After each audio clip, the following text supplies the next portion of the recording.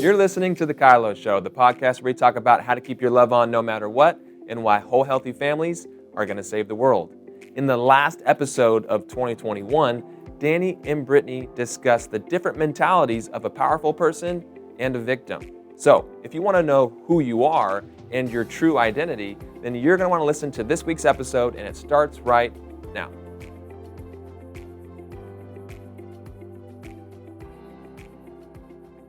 Well, welcome to the KYLO Show. We are back for more. We are back, and it is the very end of Christmas, but we're still dressed like it. Happy New Year. Yeah, Pert near. but we're still trying to stay cozy. Yeah. And we need some, I don't know, fireworks going off or a countdown, something. We'll have to talk to Ashley about upgrading our graphics. Or something like that. Making it exciting. Yeah. At least we still have our soft pajamas on. Mm-hmm. It's true, which makes you kind of want to fall asleep a little bit. I know. Sink into these and just ask us questions. Okay, we'll just go with that. We'll try to stay awake. So good. Well, we're still in this kind of intense topic of honor and all the different pieces around that. We need a revival in, Uh-huh. and we just kind of go through the series here. We're to identity now. Which feels like there's a Identity crisis. crisis, yes. A little identity crisis going on in the land, in the planet. It's been one for a while. Well, I don't know if it's the planet. It's at least everyone with a television and a job. I think those are the targeted people. I think is a lot of people. if you have the ability to be cornered on your device, we are going to try to brainwash you out of sanity. Which, if you've got a TV or a device that's It feels so easy to do. strategic. Yeah, it does. It feels kind of. I had a conversation with Delaney about social media, just the influence that it has on you, trying to convince you of who you are rather than you knowing who you are in the Lord. And she wants social media right now, and it's not a no. It's just I need to feel like a genius why you're not going to be convinced of being someone else. Yeah. How are you going to protect that? Because I have to navigate this, and it's hard enough. It's ridiculous. I think that maybe the only thing that's been washed more than hands recently with whatever is brains. And you can literally talk somebody out of something that is been true their whole life. Biological, or something. You're like, what is going on? How is this happening? And it has to do with just constantly pounding you with a distortion that moves you away from being powerful into being powerless. And I think the identity train currently is really about training people to be victims. Yeah. You turn your identity to something that you cannot control, your race, your class, your gender, your ethnicity, or whatever the country you came from, or whatever. You turn your identity to something that you can't change about you, and then you begin to convince people that you have enemies because of that. And now you need a rescuer. You now need somebody's trying to do something to you because you're a man, let's just say. I mean, that sounds ridiculous to say it that way, but that's what's happening. It's turning into, if you're a man, the whole planet's against you. Well, that's not very far from the truth, but it's because you can get somebody to lock onto what they're afraid is going to be persecuted, what they're afraid is going to be diminished, what they're afraid that they can't do anything about. So they don't want to be that anymore, or they are trying to figure out how to change that about themselves so that they'll be more acceptable. So now men are afraid of being men as men, and now they need to be something else. Uh, we just went through that with ladies for a very long time. Ladies are afraid of being women, and now they have to be more like men. Used to be. Yeah. Now men are becoming more like women. You're like, oh, what is going on? Yeah. I mean, that's very much being victimized is you convince them of you're wrong, Yeah. you're bad. It's not even you're wrong, it's more you're bad. Mhm. It feels like you have to be bad. Yeah. We have an enemy. Yeah. Yeah.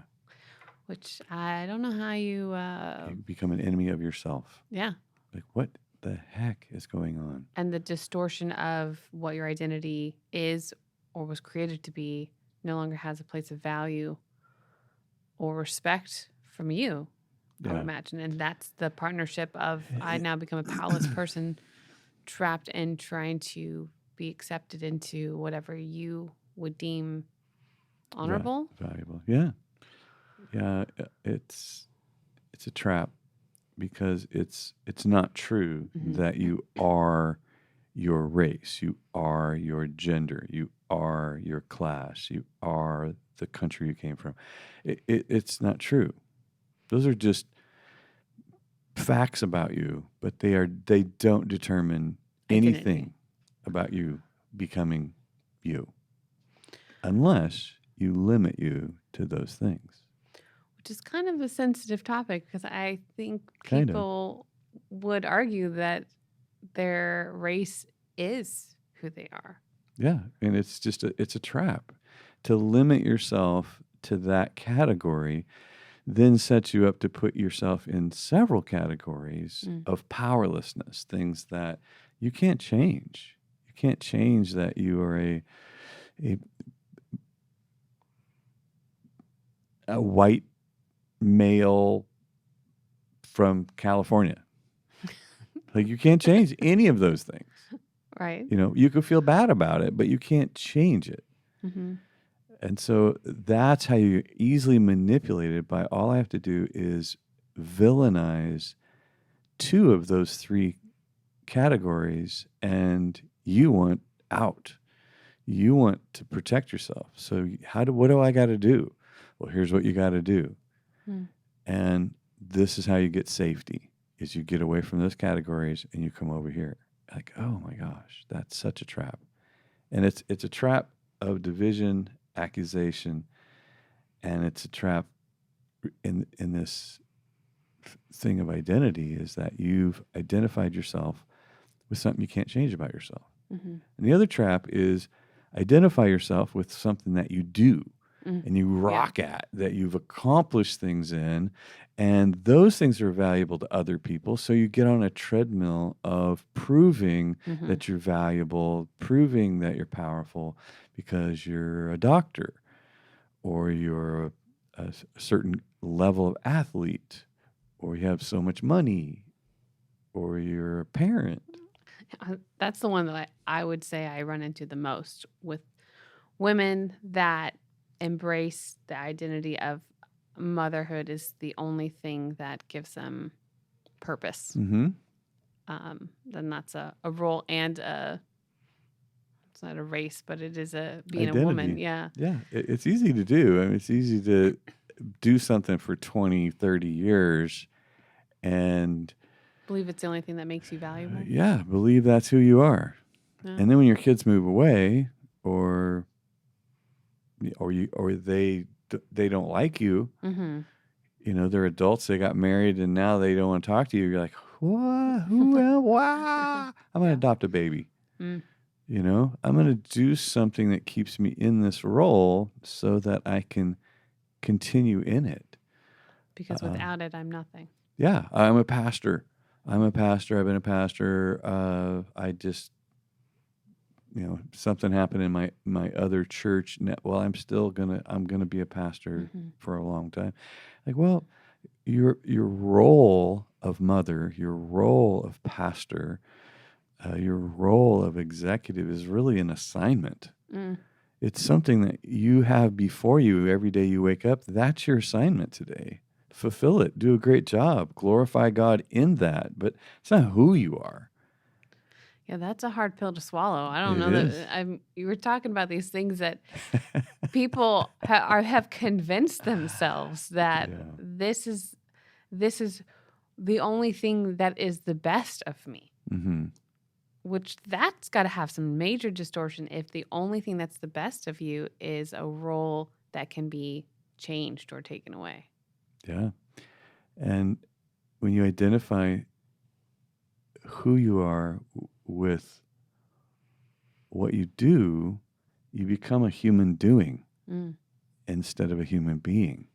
that sounds kind of crazy. It's Human rough. doing. It's rough. I'm a human doing. I Mm. measure everything that's valuable about me through what I do. Mhm. And so it makes life all about performance. It makes life all about your assignment instead of really your identity.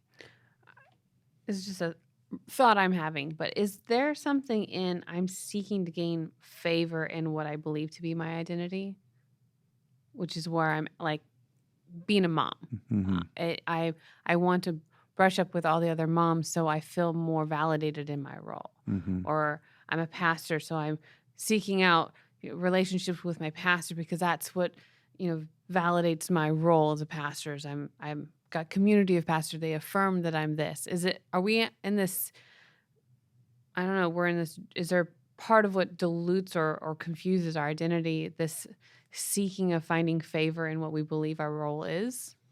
Is that the performance piece even? Well, I think we derive valuable identity with what we identify with that we believe is valuable. Hmm. So if I believe that being in that group is valuable, like I look over there and I see that group of doctors and I think, wow, I'm a student, or maybe my family is a group of doctors or whatever. I think I've got to get into that group Yeah. to be valuable. Mm.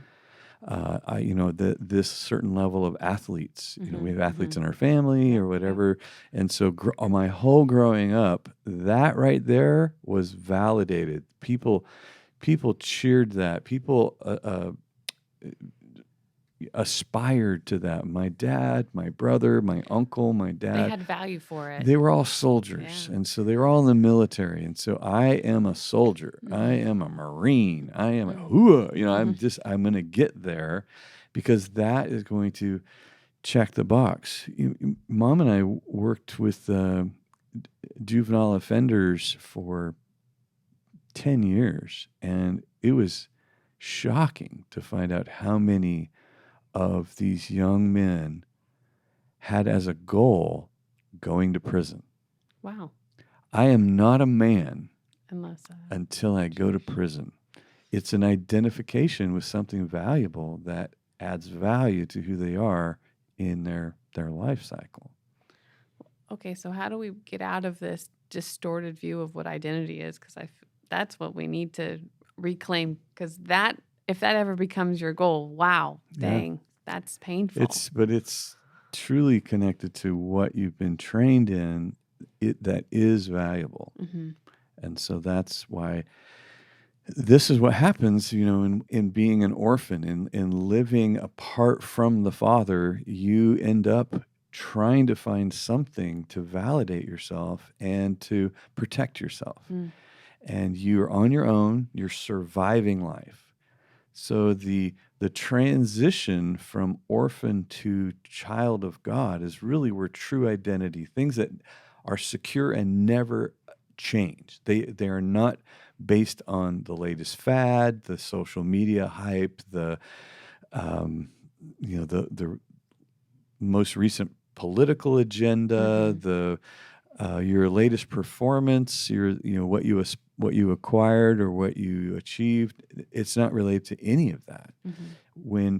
When you are a dearly loved child of God, His love never changes, and your status with Him never changes.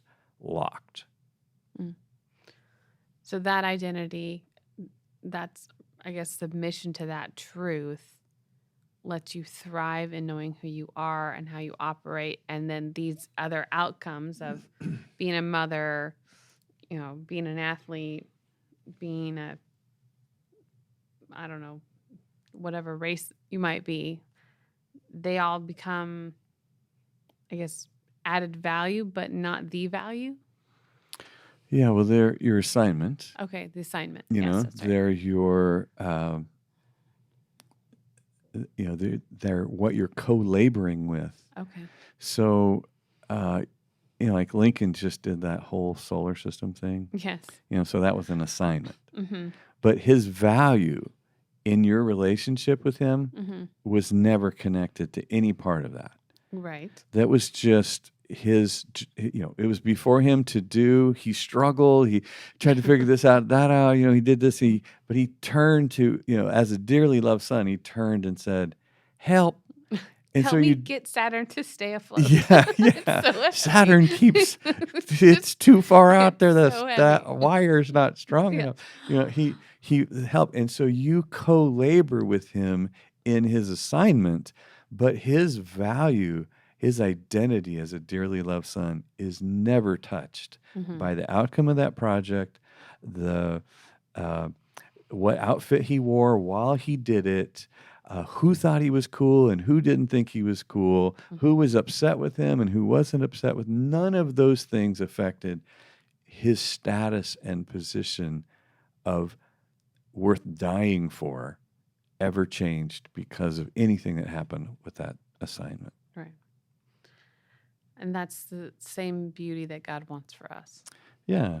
And maybe bigger than the solar system that we view in our kitchen. It's a tough pill for us these days to read Galatians 3:28 and hear Paul say, in that day, his war was showing the Jewish people that they were not more valuable than other human beings.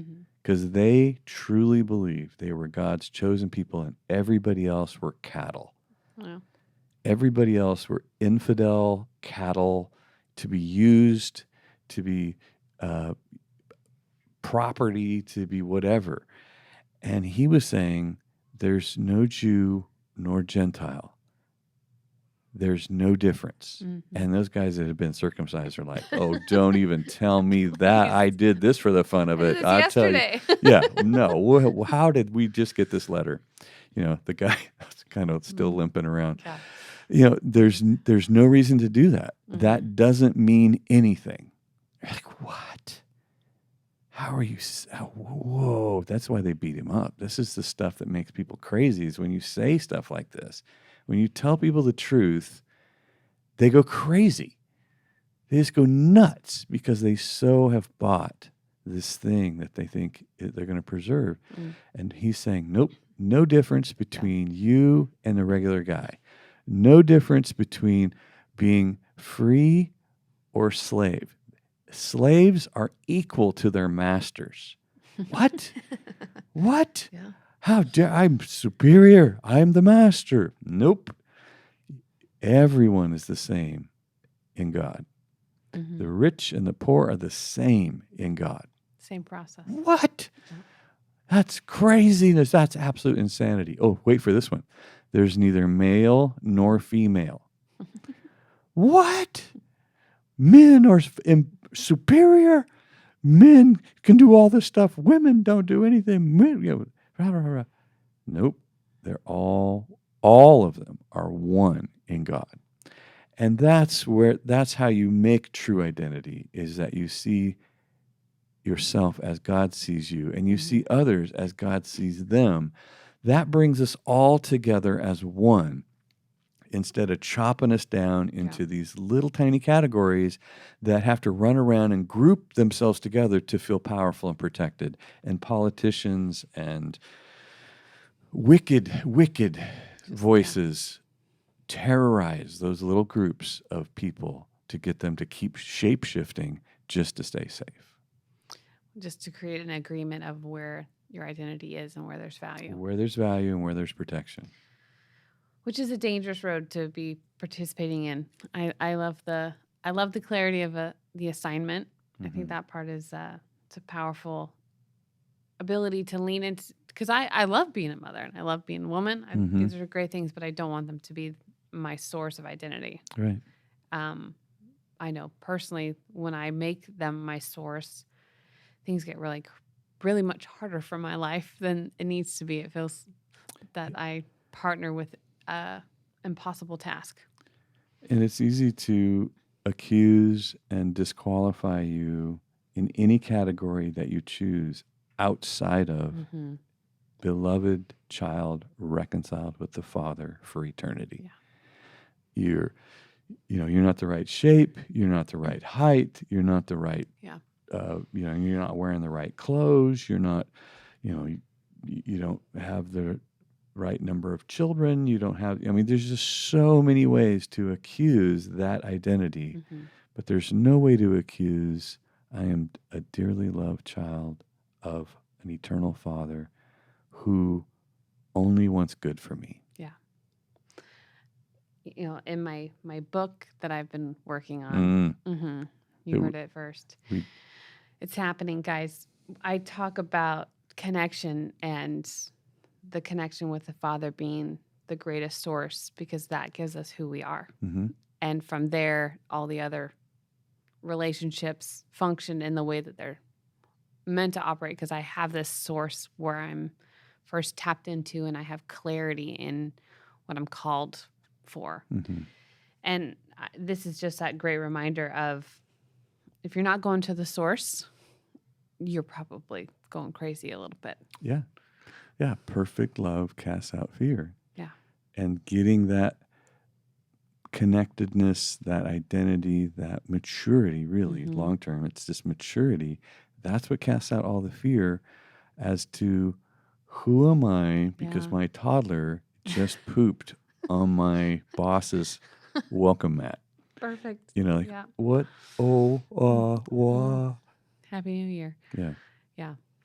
Well, I guess if you're questioning and feeling very challenged, go and read Galatians and really ask Father, where am I getting my identity from? Because I am so rooted in truth that I'm a mother, I'm a woman, I'm whatever my athlete status is, or I think those are things that are warring against you walking in the truth of your creation of.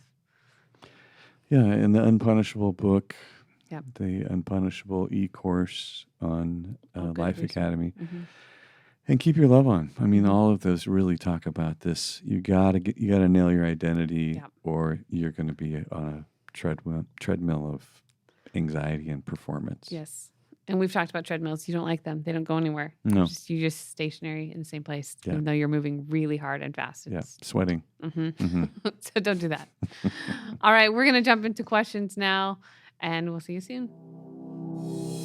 Loving on Purpose is a nonprofit organization, and gifts and contributions from listeners like you help us to build whole, healthy families around the world. See, we believe whole, healthy families are going to save the world. And if you do too, partner with us by making a one-time or reoccurring donation. To do that, go to lovingonpurpose.com and click Give today.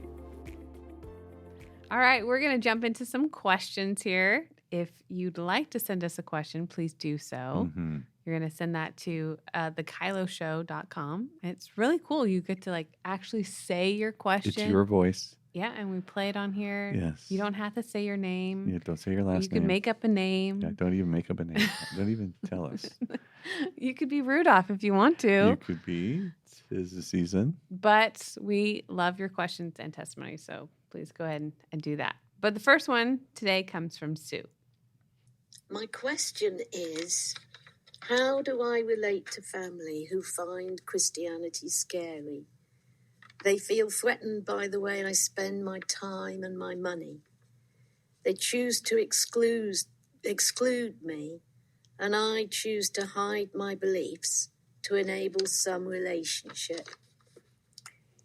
My question is, how do I build trust and connection in this situation? Yeah, well, I don't know that that's a an unusual scenario for anybody. I mean, you could put in for the spot Christianity, you could put in the spot homosexuality. You could put something that is scary to somebody else, and they get judgmental and divisive and exclusionary. And so it's very much, what would I do if I decided to tell my family that I was gay? What would I expect from them?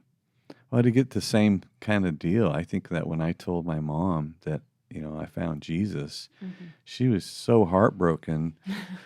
I think she would have rather said, "Mom, I found heroin, and I'm going to pursue this for my whole life." I think it would have went better, because it didn't go well. It was shocking, and it would just set in an avalanche of things that was like, wow, okay. And then our interactions got really stressful and full of anxiety and misunderstanding, and it just added to the problem because we kept miscommunicating.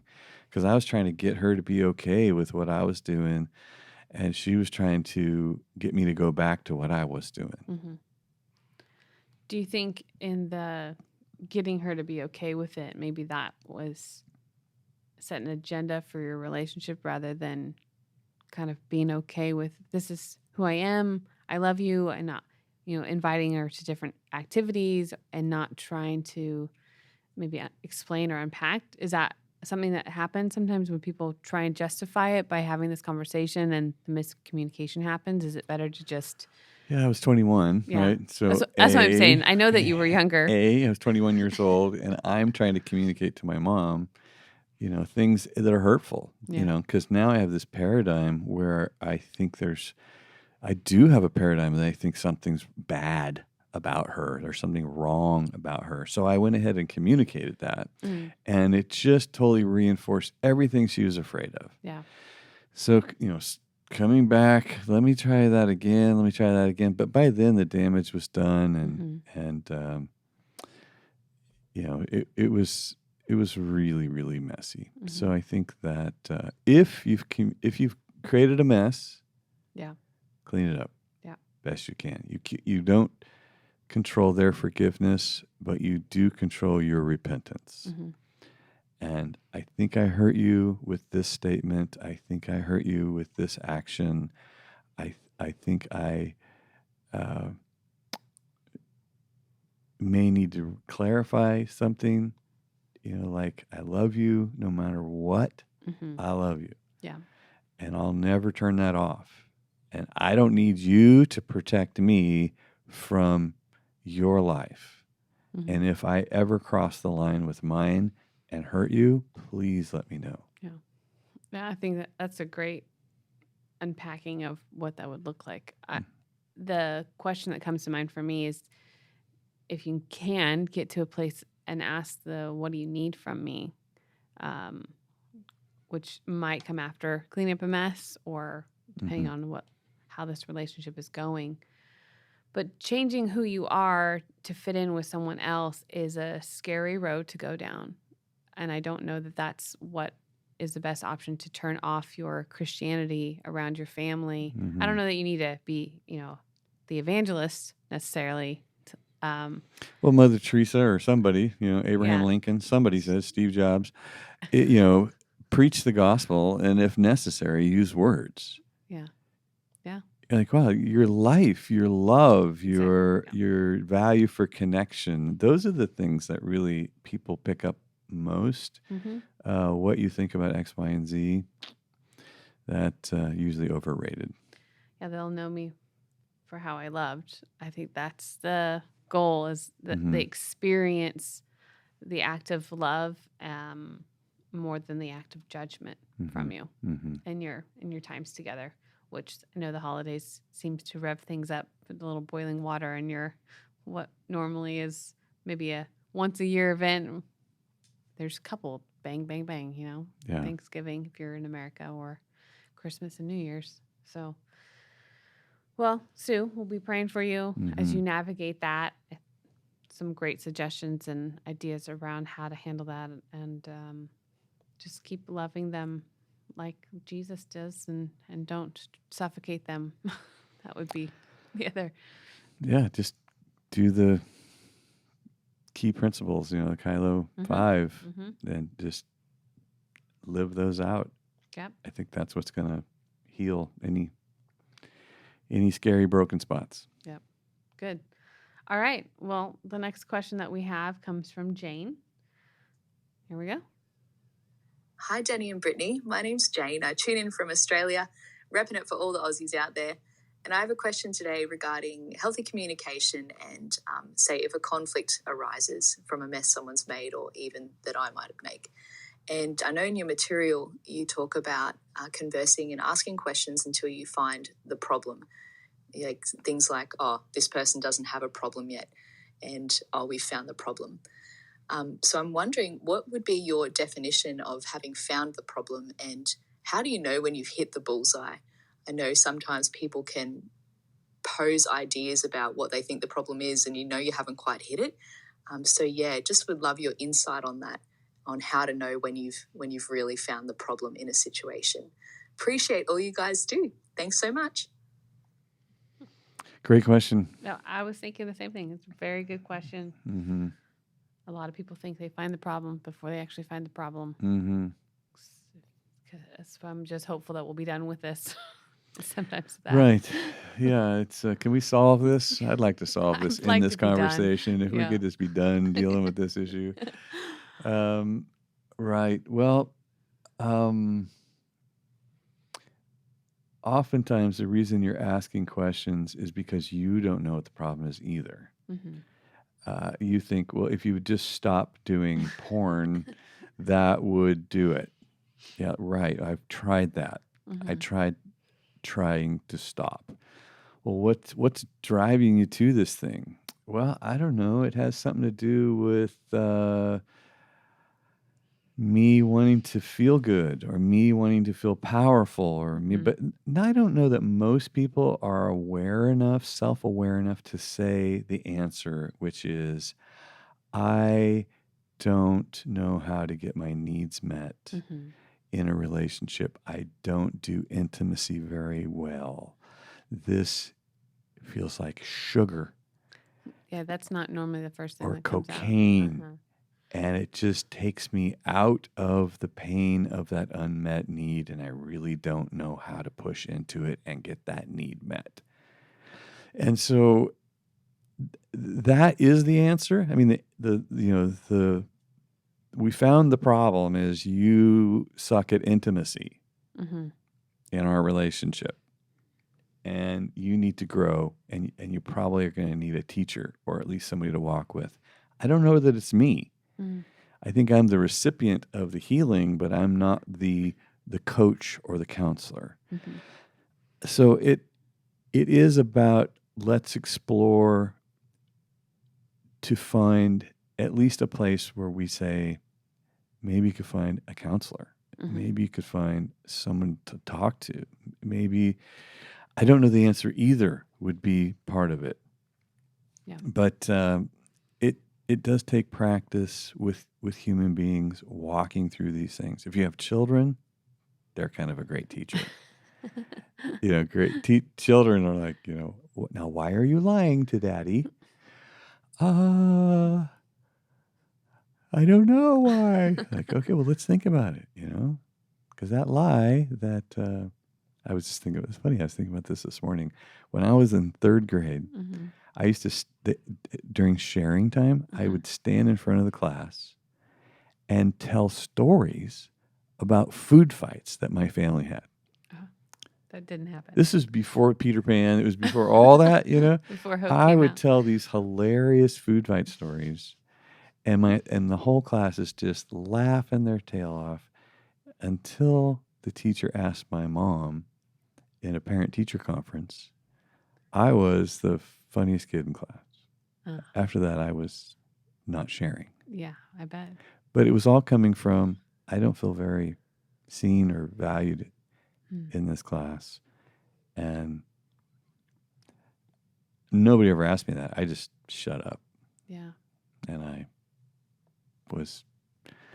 thought my teacher thought I was a liar or caught me lying. Yeah.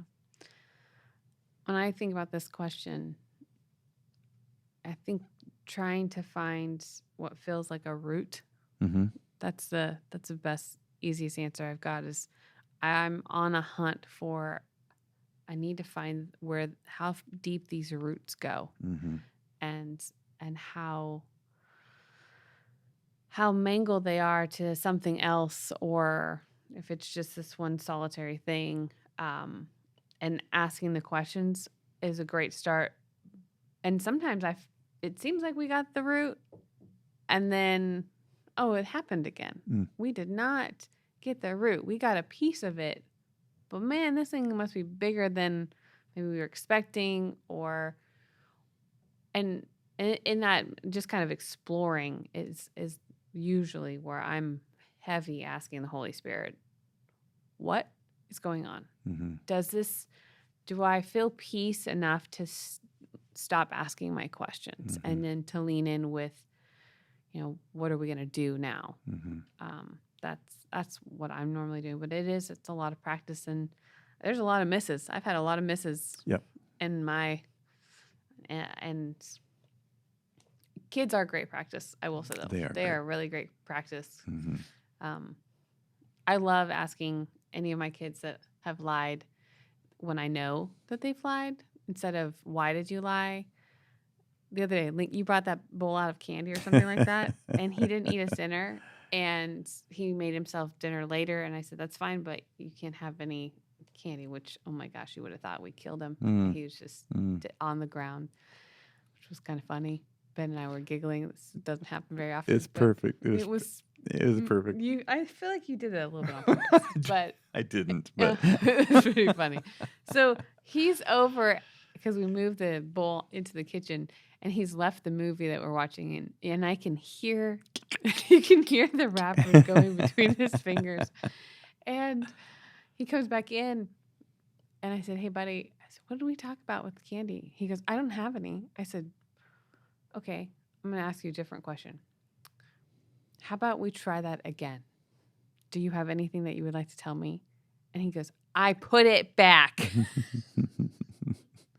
Like, okay, so you were going to, then you knew we were going to ask you, and he didn't have any, but it definitely was this. I couldn't figure out why there was any candy in that bowl in the morning. It's because Lincoln didn't have it. There it is. That's the answer. Oh, anyways. Yeah, so keep trying, Jane. Keep just asking good questions. Invite the Holy Spirit into the process. It's a lot of growing and a lot of getting it wrong, and a lot of going back to, okay, we got a piece of that, but we didn't get the whole thing. Yeah. We got to keep digging. And I would not be working on this unless this person is working on it with you. That's the other big thing to pay attention to. Which is what questions are doing, because one of the questions will be, what are you going to do? Yeah. Yep, it's true. All right. Well, those are good questions. Good questions. Good stories as well. All right. We're going to jump into testimonies All next, right. and we will have fun over there. See you in a minute. If you're looking for a place to point your end of year giving, we'd gladly accept. To make a donation or contribution to Loving on Purpose, go to lovingonpurpose.com and click Give Today. Okay, well, we're going to jump into testimonies. Here we go. And this is a personal favorite of mine that's calling in. This is Rusty. Mm. We love Rusty. Mm-hmm.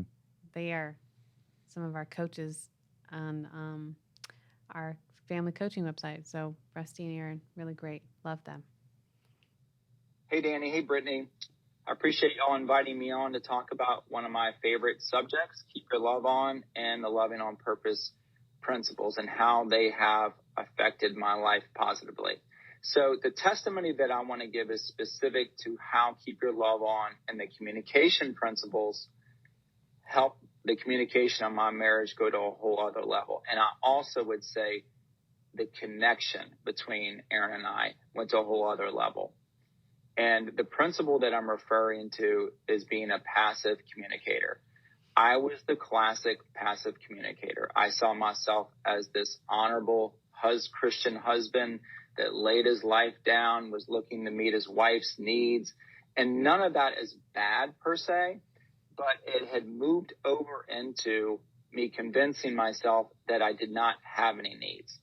In other words, I was hiding. I wasn't showing up.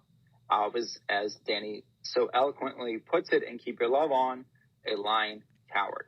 So when I read that in Keep Your Love On, I got super convicted, and I knew that was a significant issue for me and also for our marriage. So from that day forward, I really started to work on showing up. And what did that look like? If there's any passive communicators out there, I want to bring you some hope.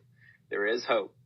I started to do investigation into my heart to see how I was feeling, and then following that feeling and getting to the need. I did have needs. I just was covering them up and pretending like I didn't have them. So when I started to show up in our marriage, actually get in touch with my needs, put those needs out there, so Aaron had clear targets. Like I said, not only our communication improved, but our connection improved. So I just wanted to bring some hope to those out there that may be the classic passive communicator like I was. I promise you, if you're intentional, do the investigation, do the work, you can turn it around, and all your relationships will benefit from it.